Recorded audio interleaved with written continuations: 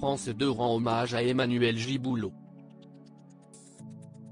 Ce lundi 1er mars, Fred Testo prête ses traits à Gabriel Rivalan, personnage inspiré du viticulteur Emmanuel Giboulot ayant, en 2014, écopé d'une amende après avoir refusé de se plier à un arrêté préfectoral lui imposant de traiter sa vigne aux pesticides.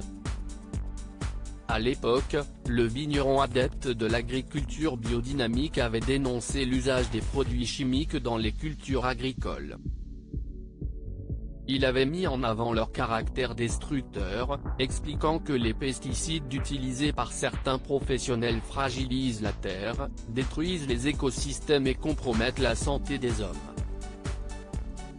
Dans Intraitable, la réalisatrice Marion Lenne revient sur les événements de 2014, qui avaient fait d'Emmanuel Giboulot un lanceur d'alerte malgré lui.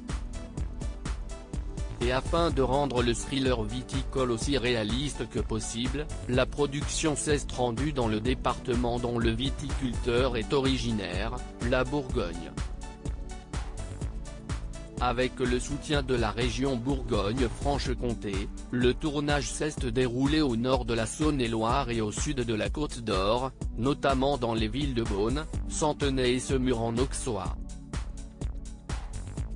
Dans la peau d'Emmanuel Giboulot, Fred Testo a sillonné les vignes du domaine Chevreau en Saône-et-Loire, ainsi que le domaine Chapelle de Centenay.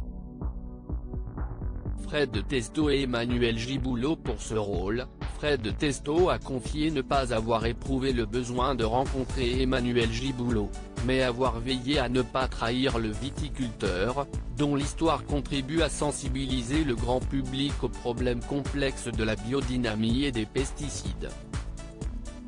À l'écran, le comédien de 44 ans donne la réplique à Patrick Timsit, Elodie Frankezineb-Trichy ainsi qu'à Laurent Bateau, Vanessa David et Satya de Sauget. Intraitable sera diffusé à partir de 21h05 sur France 2.